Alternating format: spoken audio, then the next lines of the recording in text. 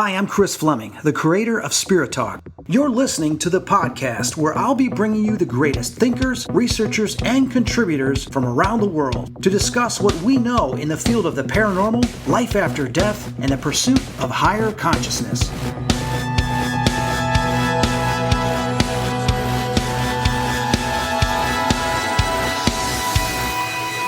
It's Chris Fleming. Welcome back to Spirit Talk.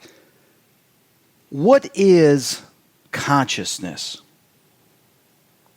Now, many of you believe and understand we are more than our physical body.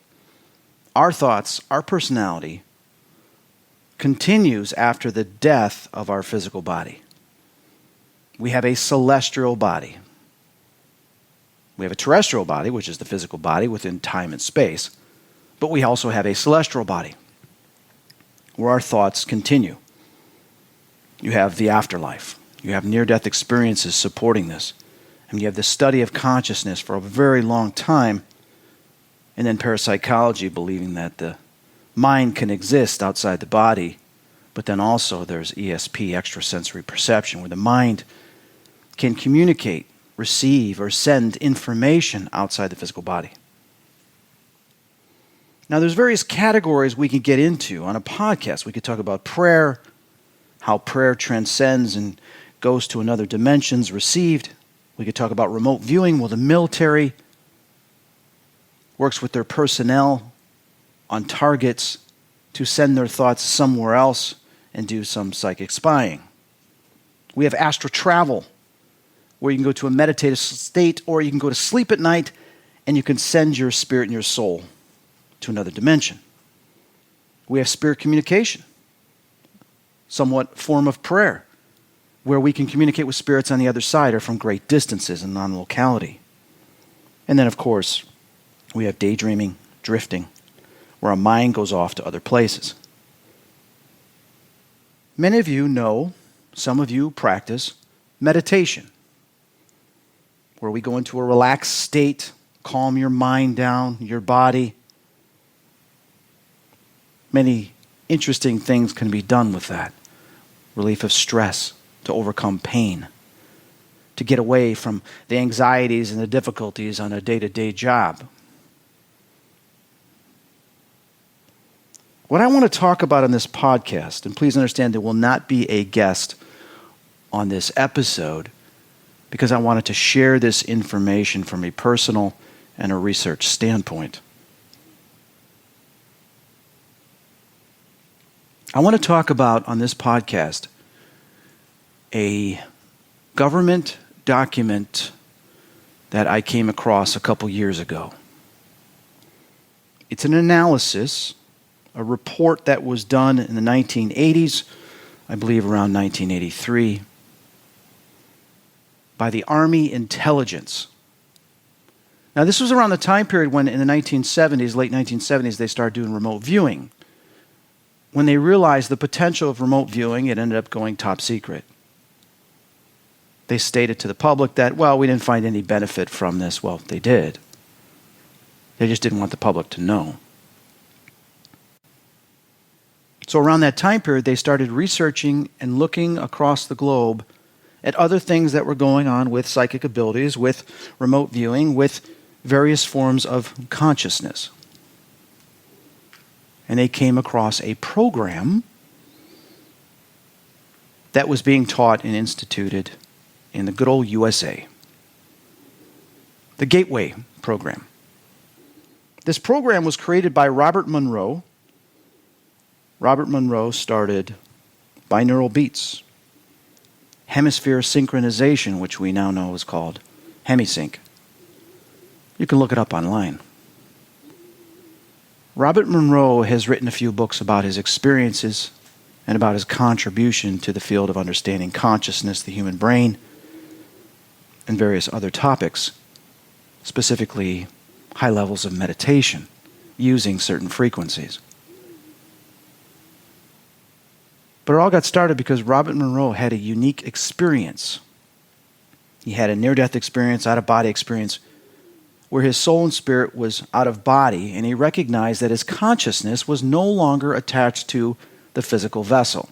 He was somewhere else. Now, I'm not going to go into all the details about his experience. You could research that on your own. When he came back into his body, he was startled by what occurred, but also curious. So he started researching meditation, started researching various ways to try to create that experience again. In the time spent, he ended up creating a program to help induce the out-of-body experience. And it worked. So he would teach certain subjects. He would offer classes, seminars.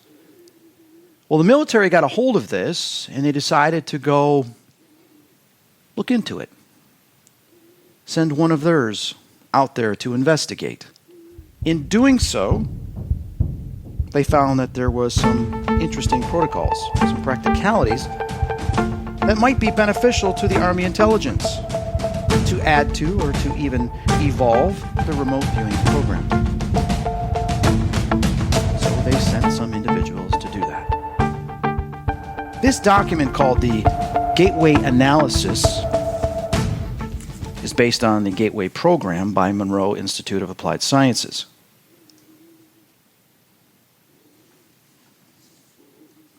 I came across this document a few years ago out of necessity.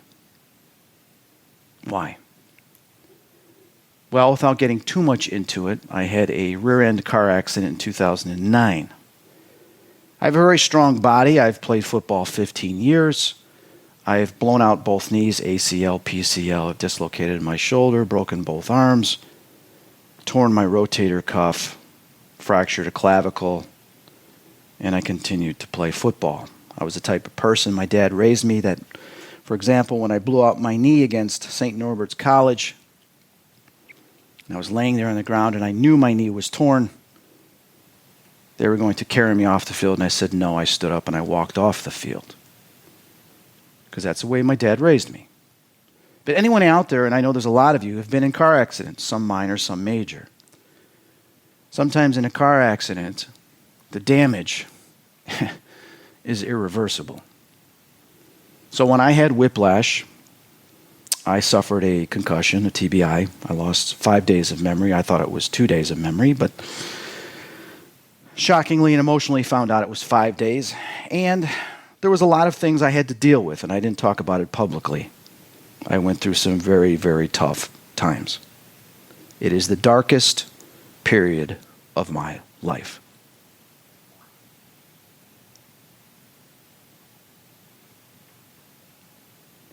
It was very difficult going to events from 2011 and 2013 and 14 because it got worse. 2012 was really bad. I couldn't stand being around people because of the pain I was dealing with, the anxiety, because my filter was gone. There's a filter in the brain that protects all sound and noises. So if there's someone standing at a table and they're talking to me, and there's all these people in the background and there's a speaker on stage, that person talking to me is being drowned out by everything else that's going on. So I have to keep asking, what did you say? What did you say? And the noise, even simple little noises, are so loud, you would get this shocking pain within your brain. So I would have to leave my table repeatedly. I'd have to walk away, disappear, and come back. I had to take a lot of pain pills, muscle relaxers, which of course started causing me to get really angry and irritated, just as much as trying to deal with the pain. Some people knew what I was going through, most people didn't. So it was a very, very difficult time. But what was also difficult was the car accident had affected my abilities as a medium, because I'd always grown up that whenever there was a ghost or spirit in the room, I'd get a tingling sensation in the back of my neck, and then it would spread through my entire body. Now, because of the pain I was dealing with, I have instability in the neck, but also C3, C4. There's severe stenosis because of it, and there's compression. C5, C6, C6, C7, same thing. Disc bulge in C7, tear in the T1, and possible tear in the T4. And torn or stretched alar ligaments holding the head on the neck. So sometimes when I sleep, whatever, which is very difficult to sleep, I can't sleep like I used to, the head will slide a couple millimeters, which sets everything else off. Eyesight, speech, and I can go into many other things that it causes, such as forms of aphasia and everything else where information is not processed correctly when you talk and do this. But I sound perfect today, don't I? I sound fine. Because I did a lot of research on my own and try to heal myself. I'm not 100%. I'm a lot better than I was between 2012 and 2016. 2014 was the darkest period of my life. I did not think I'd be able to recover at all. I have not fully recovered, but I've recovered to a point that I'm happy with, and it's ever improving. This document, this investigation into this gateway, helped me improve a lot. It was one of the factors, along with the flotation tanks that the military did, the saltwater tanks, which helped as well. That was my first step. The next was doing this program, going into meditative states and learning, trying to get to heal my body, but also the binaural beats, the frequencies from the left brain to the right brain, caused my brain to start healing neuroplasticity because the left hemisphere was not communicating with the right hemisphere, so any damage that was going on between the two hemispheres, MRIs and scans might see it marginally, but they can't totally diagnose it and guess it. But when those frequencies start communicating and pushing themselves through, they start recognizing where the damage is in the passageways and they start repairing it. But there was other things too I had to do as well that have helped, and that's not what this is about. What this is about, that I realized my pursuit needed to go down a different path. I wasn't getting the same sensations of spirits in the room like I used to because my neck had pain, and what would usually go off in my neck, I couldn't feel anymore, so how am I going to communicate with spirits? So I realized, wait a minute, I'm more than my physical body. I was able to do non-local communication anyway, channel, allow spirits to come through me, so why don't I start working on sending my consciousness outside my body, projecting it to the room and through the room to sense if there's anybody there. Well, it worked. I started doing that. Then when I came across this program and I realized it was very similar to what I was doing, I read the entire document many times, was blown away by it, found the program, and I did the program. And I have to tell you, I stopped halfway through the program. There's 7 different waves, 7 different levels. And I stopped at, I think, the 5th level because I started having some profound experiences. And I said, am I ready to go this? And they told me, he says, if you keep going, these spirits I came in contact with, says, you keep going, there'll be no turning back. So there's a little fear to it, but now I'm ready to continue that. So what do I want to share with you? I want to talk about this Gateway program. I want to read to you some lines from the actual document, and then you can go check it out yourself and realize I'm not bullshitting you. This is real. To give you a quick summary, this Gateway program, which Robert Monroe created, was to induce and create high levels of relaxation, meditative state of consciousness, to cause healing to various parts of the body, but also, if you're ready, willing, and able, is to actually leave your body and go to other places, have an out-of-body experience. But they warn you, you must protect this body, and they show you how to do that through this program, because there's other things out there that can affect you, which in the paranormal we know about this as negative entities, spirits, demons, and all that type of stuff. But they briefly mention that in the document. And they use terminology that steers away from religion and spiritual matters. They have their own technical terms, which I find fascinating. So I started doing this program. I found it online. And the very first wave, which was like 6 different tapes, the first 2 tapes when I started listening to, it's pumping frequencies in one part of the brain and a frequency in the other part of the brain, I started having severe headaches and spasms. and I had to take the headphones off, and I thought I was going to have a seizure or a stroke. It was painful. But a voice told me that you have to push through this, you have to do this. And what ended up happening, and I shared this information with my doctor from Rush, who's a brain expert. I shared this with my therapist. Is what I believe is that when the frequency was going through one hemisphere, through the ear, there's a different frequency Robert has in this program that is slightly different that goes through the other ear. And what happens is, while the frequencies are slightly different, they're going through, the brain gets slightly confused about it and says, hey, these frequencies are different. I'm hearing something completely different in the left than I am in the right. The brain tries to make sense of it, and it levels it out. It evens it out. But the only way the brain can do that is the left hemisphere has to communicate and work with the right hemisphere. But what I started noticing was there was significant pain in between both those hemispheres. And that pain that would be fired up from these frequencies was the same pain I had been dealing with for years, off and on, almost on a daily basis. Damage caused by the car accident. Tears. Tears in a part of the brain, tears in the spine, and some damage to the nerves. But you know what began happening? And while it's not 100%, I don't get those headaches like I used to. I don't get those spasms like I used to. And within 2 years, I rarely get them. And I noticed improvements right away.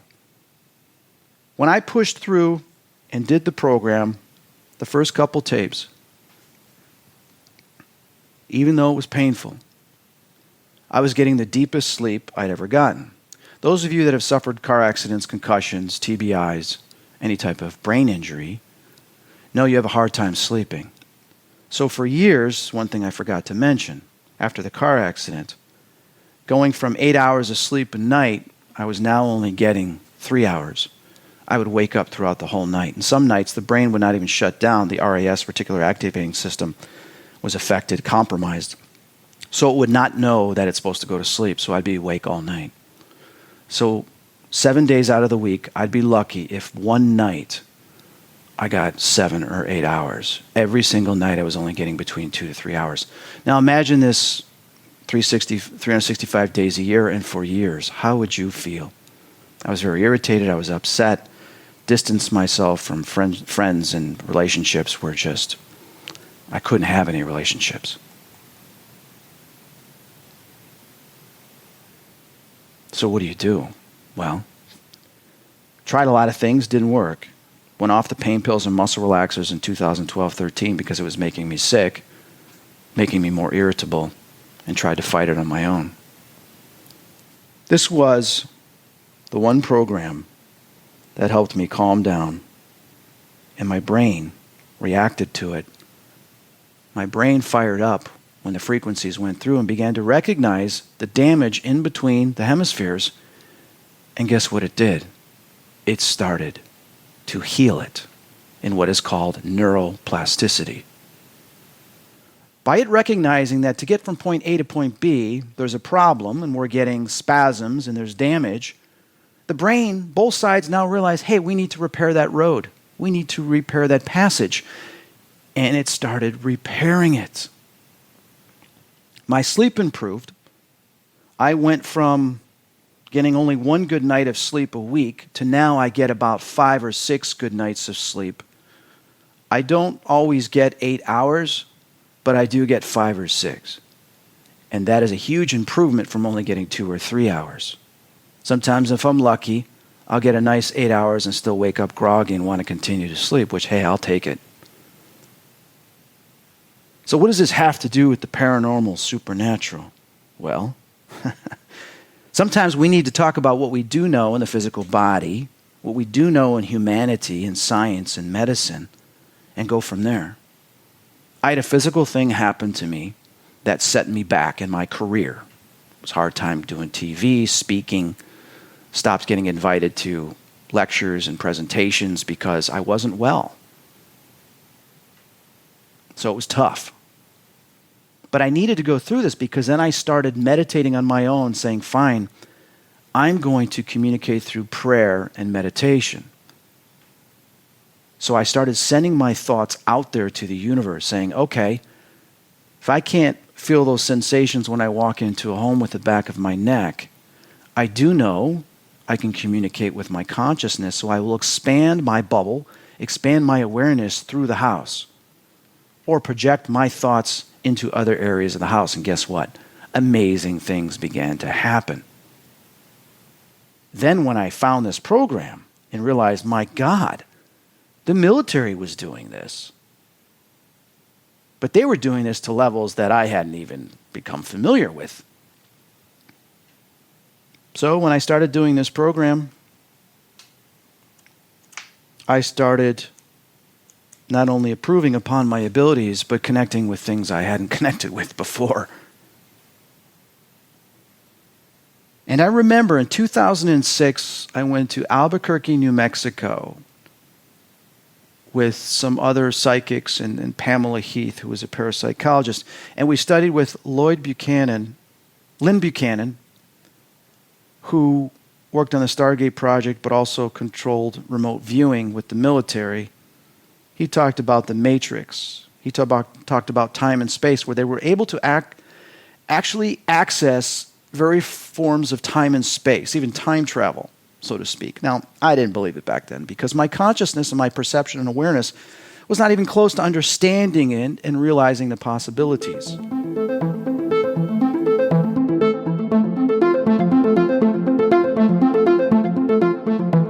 I want to share with you something very creepy that occurred while I was doing this program. I think I was in wave 2 or wave 3 of the program. You create this, while you're in this meditative state, I would lay down, put on a headset, noise-canceling headphones. I would turn all the lights off in the room except my salt lamp. I'd have that illuminating the room. I'd lay in my bed, get relaxed, and I would listen to the program through my cell phone or through my laptop with no disturbances.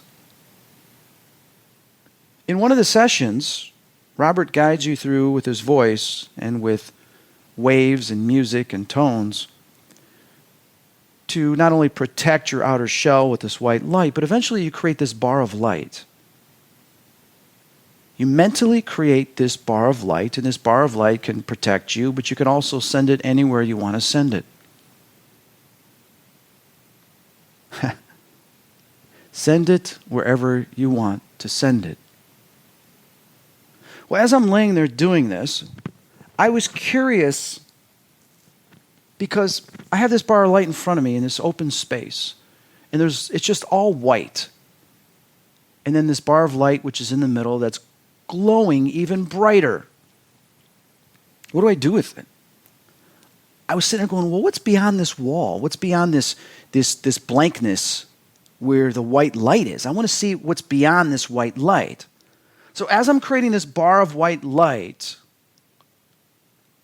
the background slowly starts to become translucent.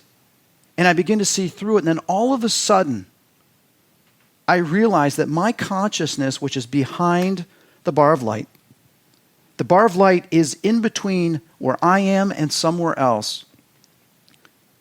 And that's somewhere else that begins to open up. I see myself, a couple other individuals with me, at Bachelor's Grove Cemetery in the late 90s, looking up at this bar of light as it appears, and I go into a slight sense of shock, going, what the hell is that? I turn to these other kids that just walked into the cemetery, the forest, and I said, do you see that? And he says, yes.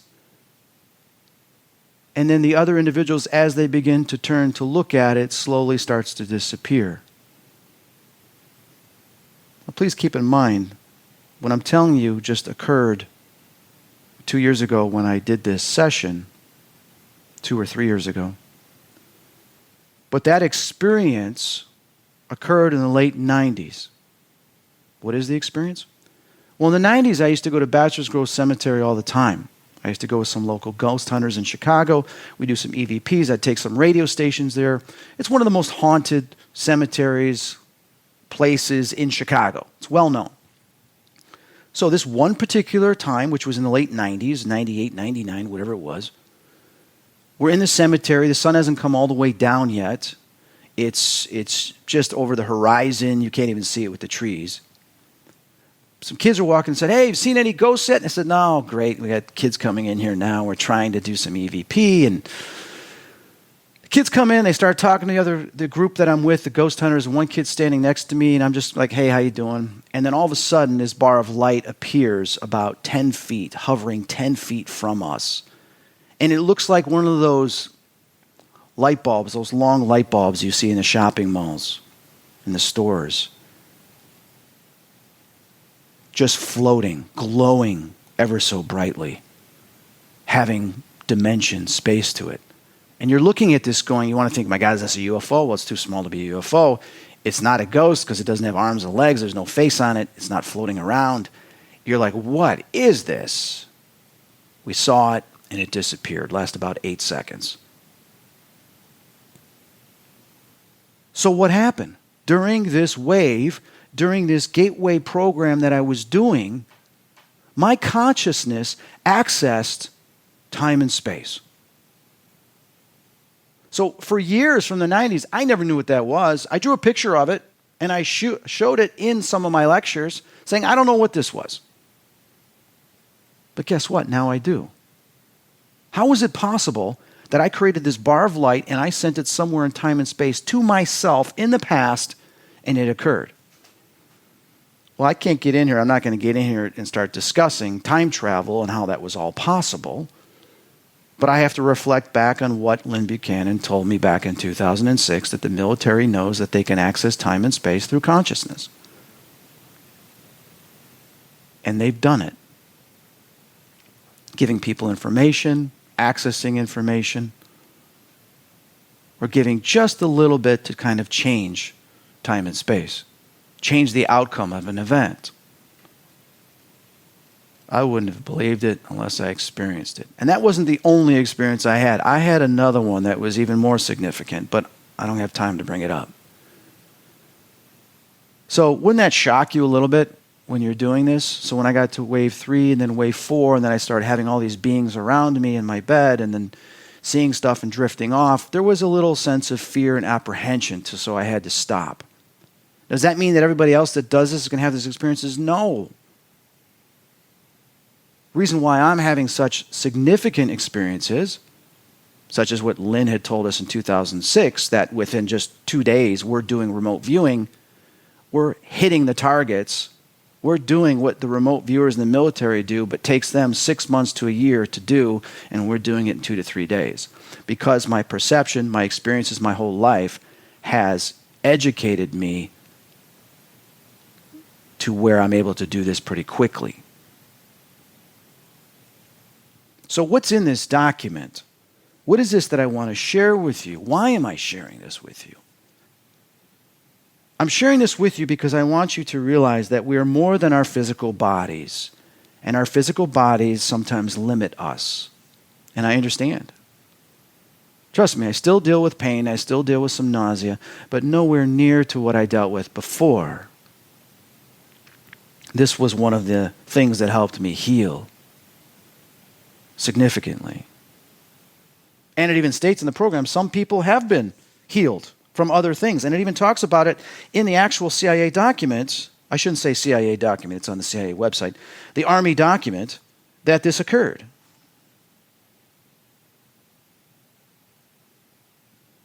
So the military sends their personnel there to figure this out, to go through the treatment. They realize it is a bigger task than they felt it was going to be. So they write up this huge report, and he submits it to the Army commander and saying, this is what we found out. This is what we figured out. And throughout the document, which is nicely categorized,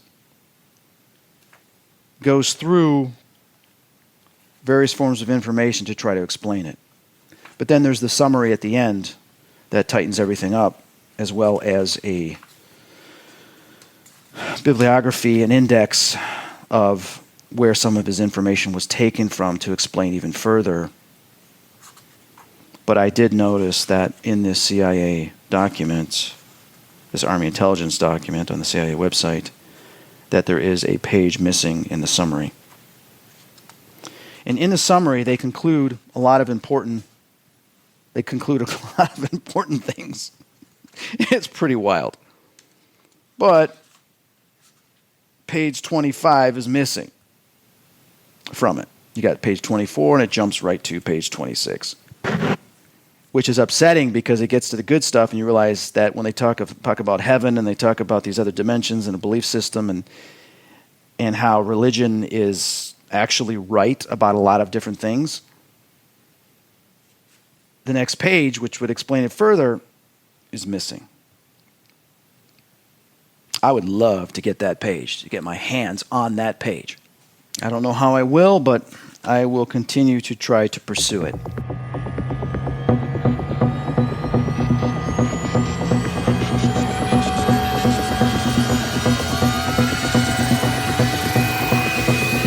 Within my life, I'm always trying to pursue more and more of what I do as a medium, as a spiritual consultant, as a paranormal investigator, in understanding the spirit world, the afterlife, angels, consciousness, and so on. So when I ask these things to the universe, there's always something new that comes along. Well, what's interesting in the last year or two, during spirit communication of ghost hunts, investigations, and while we've been filming, the ITC spirits have been saying to me, the gateway, the doorway.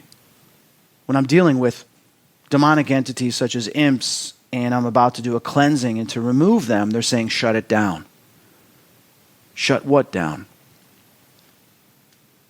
Then some spirits are saying, let me in, let us in. Close the gate. Open the gate.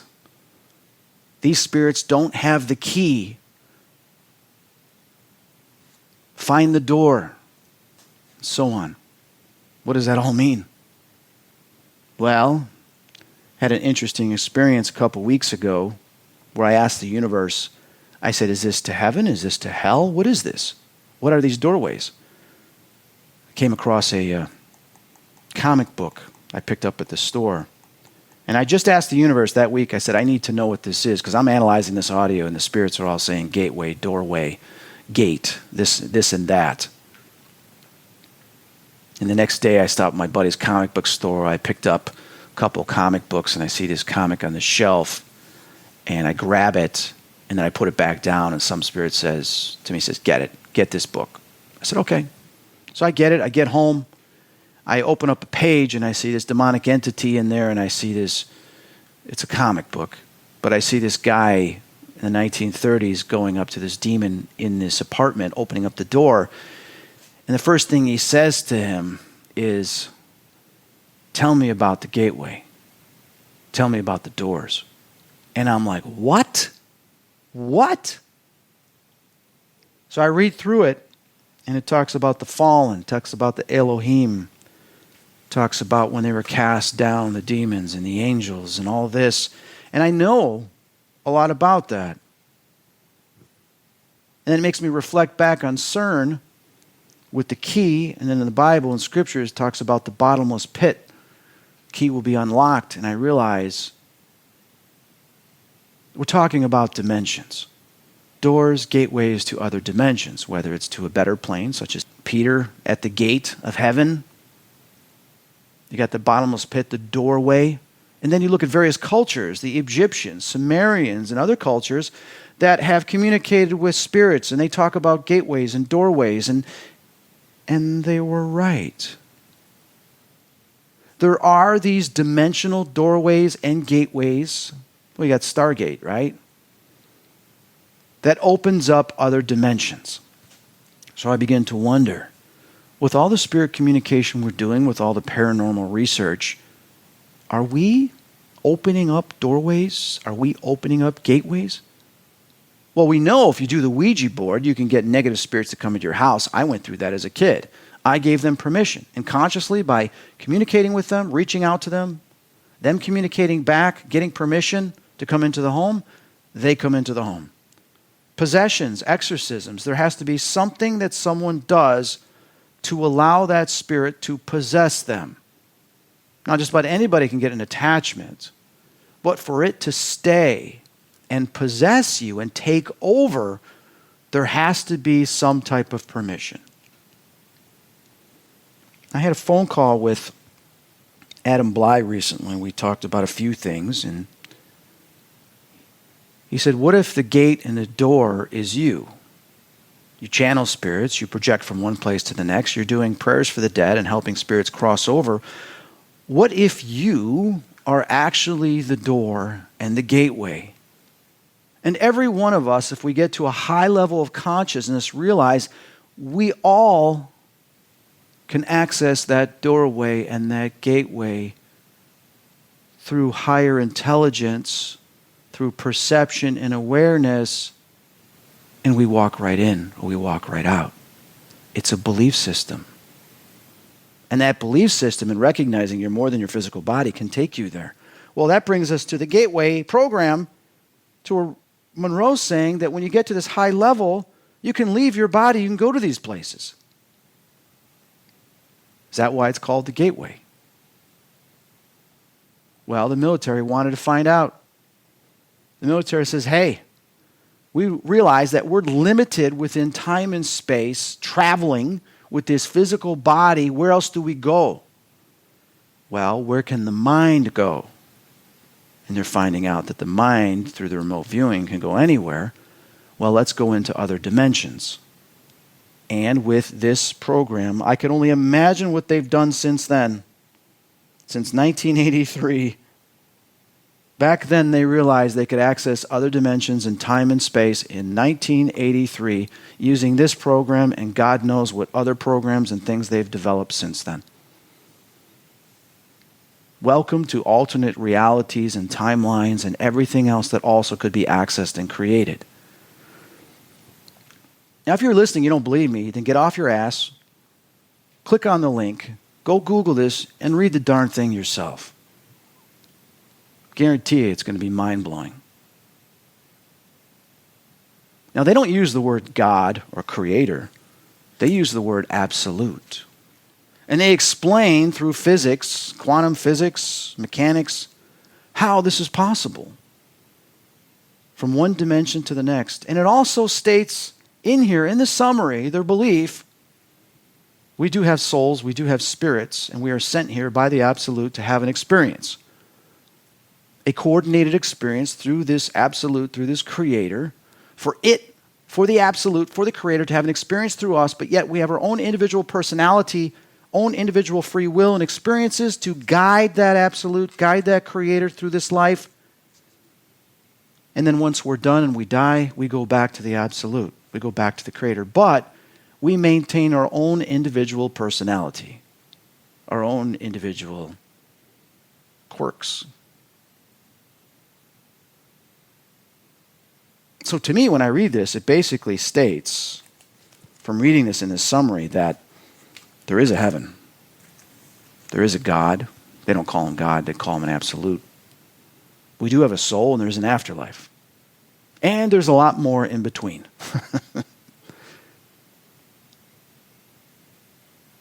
Read it for yourself. Now, we've only got about 20 minutes left in this podcast, so I want to get to the stuff and start reading some of these things to you.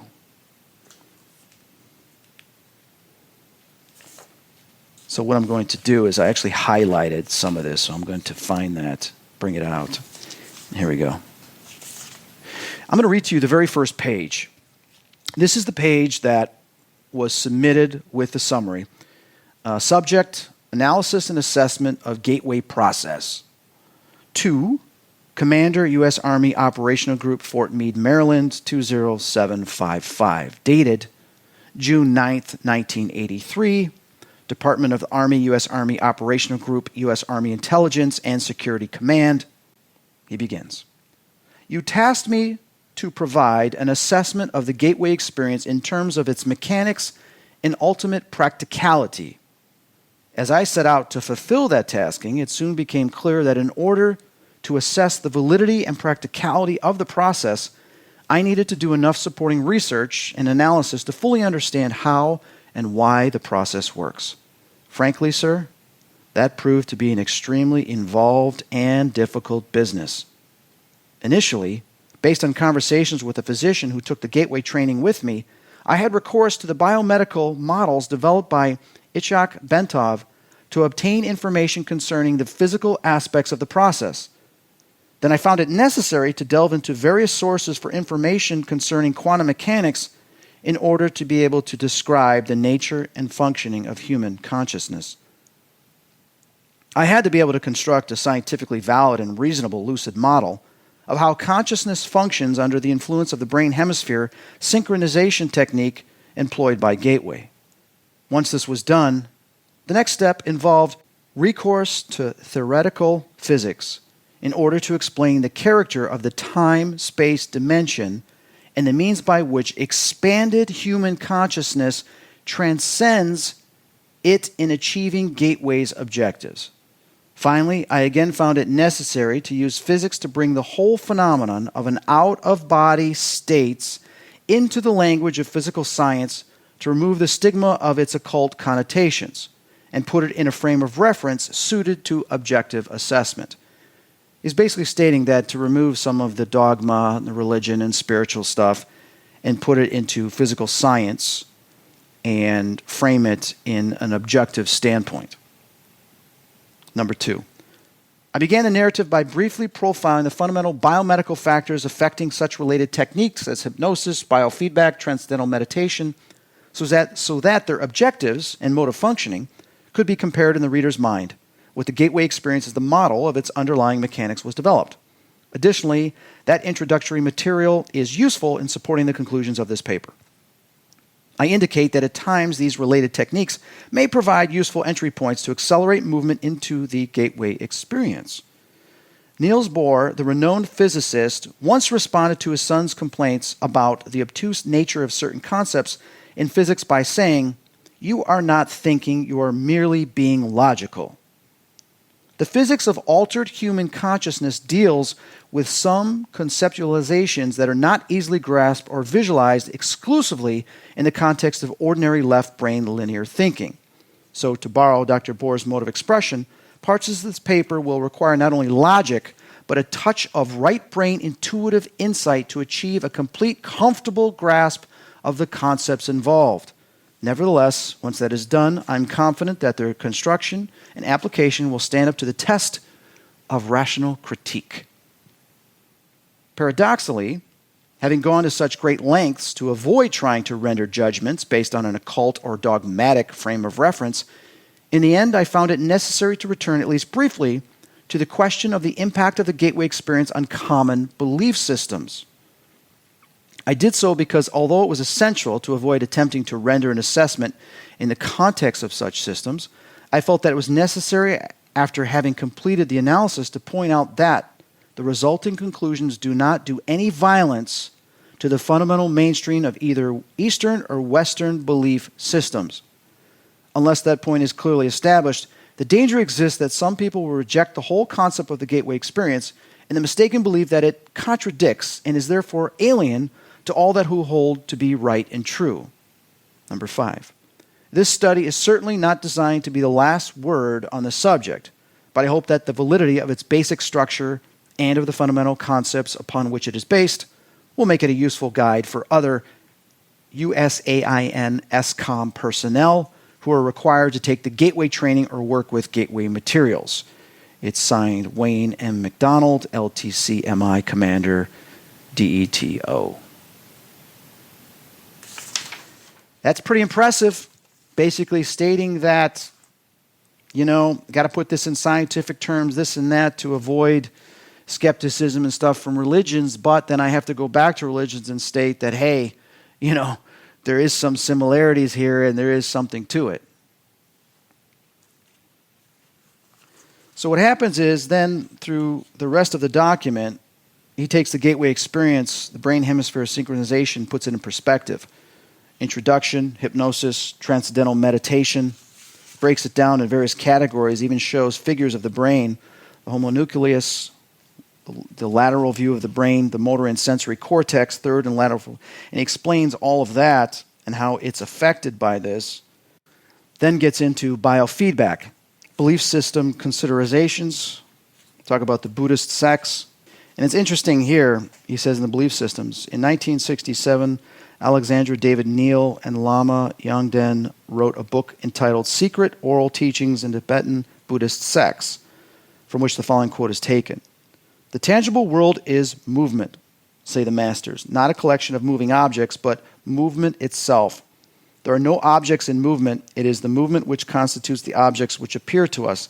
They are nothing but movement. This movement is a continued and infinitely rapid succession of flashes of energy. All objects perceptible to our senses, all phenomena, or whatever kind and whatever aspect they may assume, are constituted by a rapid succession of instantaneous events.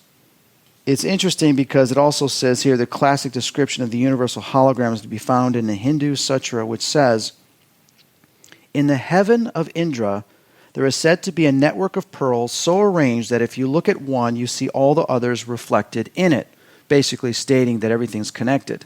Well, if we look at particles, we know particles, spooky distance, everything is connected. The entanglement is connected in the universe. Wayne McDonald states, I have cited this quotation because it shows that the concept of the universe, which at least some physicists are now coming to accept, is identical in its essential aspects with the one known to the learned elite in selected civilizations and cultures of high attainment in the ancient world. The concept of the cosmic egg. And he talks about various religions, Judeo-Christian stream of thought, who created the world, the visible reality. The Trinity shines through the description of the Absolute as presented in this paper. The hologram, that this universe is a hologram, is a mirror image of the Absolute in infinity, still exists outside time and space, but in one step removed from the Absolute and the actual agent of all creation, and that we play that part within this realm to have its experience.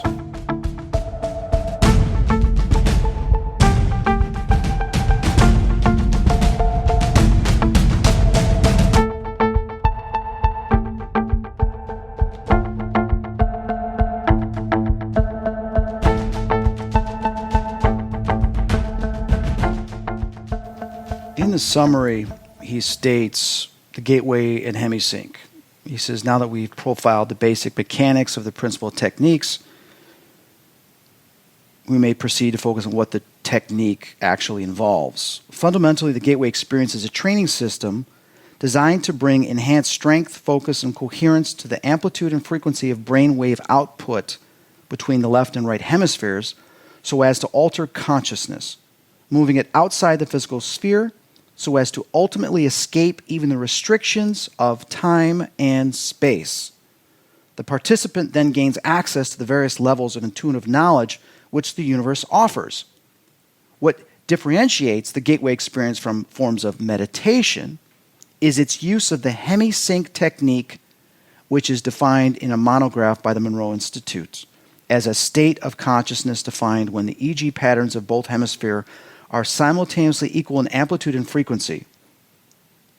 Although Hemi-Sync seems to be rather rare and of only short duration in ordinary human consciousness, they believe that the audio techniques developed by Robert Monroe can induce and sustain Hemi-Sync with the Institute's basic focus tapes. Studies conducted by Elmer and Alice Green at the Menninger Foundation have shown that a subject with 20 years of training in Zen meditation could consistently establish Hemi-Sync at will, sustaining it for over 15 minutes. Dr. Stewart, also a psychiatrist and research associate at Monroe Institute, reports that in our studies of the effect of the Monroe tape system on brain waves, we have found that the tapes encourage the focusing of brain energy, can be measured with a light bulb in watts, into a narrower and narrower frequency band. This focusing of energy is not unlike the yoga concept of one-pointedness, which we may translate in Western terms as single-mindedness. As the individual gets more into the tapes, there's a gradual increase in brainwave size, which is a measure of brainwave energy or power. basically stating that the more you get into this, you start to focus your consciousness and thoughts, it becomes more powerful, and you can project it somewhere. Now, we know this if you have a light bulb or if you have a flashlight. A flashlight compared to a laser, obviously the beam of the laser is a lot stronger. And because it's more focused, it can not only do more damage, but can accomplish greater distances. Now, there's also resonance and frequency and stuff where you do some breathing techniques and you will do some tones that elevates your consciousness and the vibration of the universe. Now, I can go on and on. It could probably take me 2 hours to read this whole thing. So I want to touch on a couple different parts that I thought were interesting, summarize it, and we're going to end this podcast. Now, this is something I do remember Lynn Buchanan speaking about briefly, that they came to conclude in remote viewing and what they found out. The conscious matrix. The universe is composed of interacting energy fields, some at rest and some in motion. Well, that's when I get into the ether. I talk about the ether a lot. It is, in and of itself, one gigantic hologram of unbelievable complexity. According to the theories of Carl Pribram, a neuroscientist at Stanford University, and David Bohm, a physicist at the University of London, the human mind is also a hologram which attunes itself to the universal hologram by the medium of energy exchange, thereby deducing meaning and achieving the state which we call consciousness, meaning that we are connected to the universe. With respect to states of expanded or altered consciousness, such as Gateway uses, the process operates in the following way. As energy passes through various aspects of the universe, of the universal hologram, and is perceived by the electrostatic field which comprises the human mind, the holographic images being conveyed are projected upon those electrostatic fields of the mind and are perceived or understood to the extent that the electrostatic field is operating at a frequency and amplitude that can harmonize with and therefore read the energy carrier wave pattern passing through it. Changes in the frequency and amplitude of the electrostatic field, which comprises the human mind, determines the configuration and hence the character of the holographic energy matrix which the mind projects to intercept, meaning directly from the holographic transmissions of the universe. Then, to make sense of what the holographic image is saying to it, the mind proceeds to compare the image just received with itself. Specifically, it does this by comparing the image received with that part of its own hologram, which constitutes memory, by registering differences in geometric form and in energy frequency. The consciousness perceives, as psychologist Keith Floyd puts it, contrary to what everyone knows is so, it may not be the brain that produces consciousness, but rather consciousness that creates the appearance of the brain. So what it's basically saying is that this is a holographic universe. Our bodies are holographic, but our brain is perceiving this holographic universe and this body and creating this environment for us to have an experience, meaning that it's kind of like a software program. We are a computer, but we can't run unless we have a software program. Well, there's a software program that exists outside of us, that is flowing through us and allowing us to have experiences, to function, and to create. When the computer shuts down, the computer program keeps running, keeps updating, keeps growing. And that's basically what this absolute in the universe is. Fascinating, isn't it? Now, people ask, how can psychics exist? How can mediums exist? I don't believe it. It's just not possible. It's fake. It's this. Well, as long as the person has proper intent, they have had legitimate experiences, what they say is true, it's more than possible because it's happening. People like myself that communicate with spirit and recognize changes within the electromagnetic field, we are in tune conscious-wise outside our physical body to recognize these differences, these blips, these changes, these other personalities that are trying to either consume us or communicate with us outside our own personality.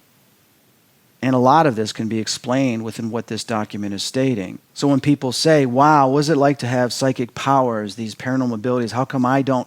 We all do, but our perception, our belief systems, our awareness or lack of awareness, our narrow perception compared to our expanded perception, that's the difference. Everybody in heaven on the other side that leaves the body has access to higher consciousness, total consciousness, can see and do all things. But certain people here on this planet that are able to communicate with spirits, recognize other beings, events that are going to occur, their consciousness is existing in this matrix. It's tapping into these intervening dimensions between time and space. Now let's get into time and space. It says something here interesting. Number 18, time and space dimension. Up to this point, our discussion of the gateway process has been relatively simple and easy to follow. Now the fun begins. Gateway involves more than just the perception of those aspects of the universal hologram which can be accessed in the dimension of time and space as we know it. To explain how and why human consciousness can be brought to transcend the limitations of time and space is the next task which must be addressed. To do this, we must first appreciate what time and space are in order to understand how the dimension that they constitute can be transcended. Physicists define time as a measurement of energy or force in motion. In other words, it is measurement of change. However, in order for energy to be in motion, it must first be limited in some way within the confines of some sort of vibratory pattern so that its confinement gives it the capacity for being contained at a specific location which is distinguishable from other locations. Energy which is not confined is force without limit, without dimension, without the limits of form. It is infinity, cannot move because there is nothing beyond infinity, and is therefore outside of the dimension of time. It is also beyond space because that concept implies that a specific energy form is limited to a specific location and it is absent from other locations. But if energy is in the state of infinity, there are no boundaries, no here to differentiate from there, no sense of area. Energy infinity means energy uniformly extended without limit. It has no beginning, no end, no location. It is of conscious force, the fundamental, primal power of existence without form, a state of infinite being. Energy infinity is said to be completely at rest and therefore cannot generate holograms so long as it remains utterly inactive. It retains an inherent capacity for consciousness in that it can receive and passively perceive holograms generated by energy in motion out in the various dimensions which make up the created universe, but it cannot be perceived by conscious operating in the active universe. Energy in this state of inactive infinity is termed by physicists as energy in its absolute state or simply the absolute. Between the absolute and the material universe in which we experience our physical existences are various intervening dimensions to which human consciousness in altered states of being may gain access. May gain access. Psychics, non-local communication, out-of-body experiences, premonitions, ESP, there you go. Theoretically, human consciousness may continue to expand the horizon of its perceptual capability until it reaches the dimension of the absolute, at which point perception stops because the absolute generates no holograms of or about itself. Number 25 in this document says, our place in time. The observed distribution of galaxies suggests that our particular universe is located near the top of the egg at the point where matter begins to fall back on itself, thus explaining the reason why the galaxies to the north are seen to be moving away more rapidly as they caught up in the downturn of the stream of matter towards the far end of the cosmic egg. Talks about how the torus is being simultaneously generated by matter in all various phases of time. It reflects the development of the universe in the past, present, future. By reflecting on this model, it becomes possible to see how human consciousness brought to a sufficiently altered, focused state could obtain information concerning the past, present, and future, since they all exist in the universal hologram simultaneously. In the case of the future, because all of the consequences of the past and present can be seen coming together in the hologram such that the future can be predicted or seen with total accuracy. Moreover, it is possible to see how the implosion of energy patterns which cross and recross to create incredibly complex four-dimensional hologram or torus in spiral shape in reflection of the multidimensional developing pattern of evolution. All of the movements of the energies which comprise the universe leave their mark and hence tell their story throughout time. I was able to access time. Now, I can tell you about a car accident I almost got in 2 years ago. I knew I was going to get in a car accident that week. Every time I got in the car, I rehearsed it. And when the event happened, within a split second, I recognized that was the moment in time and space. I slammed on my brakes And as the car passed in front of me instead of through my car, everything slowed down as if it was on slow motion. And as everything went really slow, it's because I accessed time and space to slow it down just enough to react to it and alter the outcome. Joe McGonigal talks about a similar thing in one of his books, and he was a remote viewer. Imagine what this can do. Now, while there's a lot more I would like to talk about, it's just not possible. I'm going to try to see if I can get Lynn Buchanan or Joe McGonigal or someone else to come on one of my future podcasts to discuss his experiences, their experiences, and even see if I can bring up some questions regarding the gateway and what they know about it that they can share with us. But I want to read this conclusion from the document that Wayne McDonnell has stated to the Army Intelligence. There is a sound, rational basis in terms of physical science parameters for considering Gateway to be plausible in terms of its essential objectives. Intuitional insights of not only personnel but of a practical and professional nature which seem to be within bounds of reasonable expectations. However, a phased approach for entering the Gateway experience in accelerated mode would seem to be required if the time needed to reach advanced states of altered consciousness is to be brought within more manageable limits from the standpoint of establishing an organization-wide exploitation of Gateway's potential. The most promising approach suggested in the foregoing study involves the following steps. A. Begin by using the Gateway Hemi-Sync tapes to achieve enhanced brain focus and to induce hemisphere synchronization. B. Then add strong REM sleep frequencies to induce left brain quiescence and deep physical relaxation. C. Provide hypnotic suggestion designed to enable an individual to induce deep auto-hypnotic state at will. D. Use auto-hypnotic suggestion to attain much enhanced focus of concentration and motivation in rapidly progressing through Focus 12 exercises. E. Then repeat steps A and B following use of the hypnotic suggestion. The out-of-body movement will occur and be remembered. F. Repeat step E, gaining out-of-body states. And then it goes into G, approach focus, objectives from time and space. Now this is interesting here. H. Use multi-focus approach to solve problems of distortion in terrestrial information gathering trips. This approach involves the use of 3 individuals in the out-of-body state, one viewing the target in time and space, one viewing as a focus as he slips into the immediate past, and then one viewing as a focus as he slips from the immediate future. Debrief all 3 and compare data gathered from the 3 points of view, past, present, future.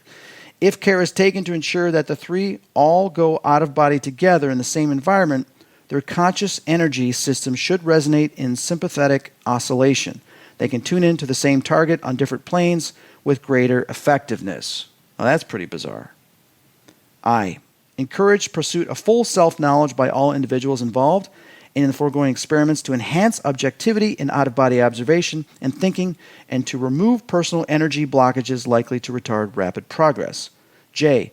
Be intellectually prepared to react to possible encounters with intelligent, non-corporal energy forms when time-space boundaries are exceeded.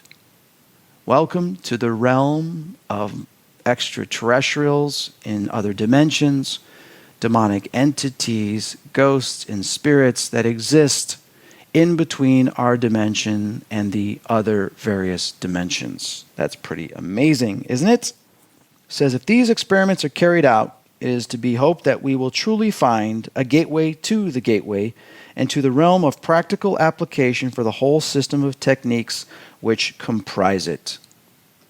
There you have it. During this summary, based on the Robert Monroe Institute, what they had already known in quantum physics and what they had already known from remote viewing, the practicalities of this was they could access time and space, the past, the present, and the future, and find out what they can do with it. Can it be changed? Can it be altered? Also, their own personal development in recognizing things from the past and the present. Now remember, this was done in 1983, long time ago. Could only imagine what they have found out and what they have done since then, it's kind of scary, isn't it? So, what do? Well, go read the document. Read the entire thing. It's really intriguing. And if you're interested, go out there and get the Gateway program. Go to Robert Monroe Institute. Look up Hemi-Sync. Purchase the program. It's expensive.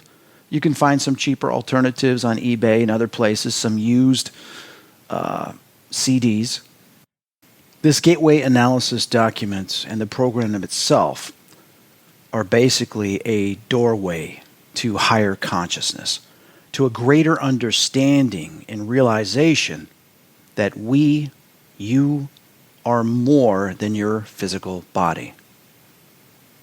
With this program and this understanding that I got from doing the waves, doing the program, as well as researching this, studying this document, is we can reach higher levels of awareness.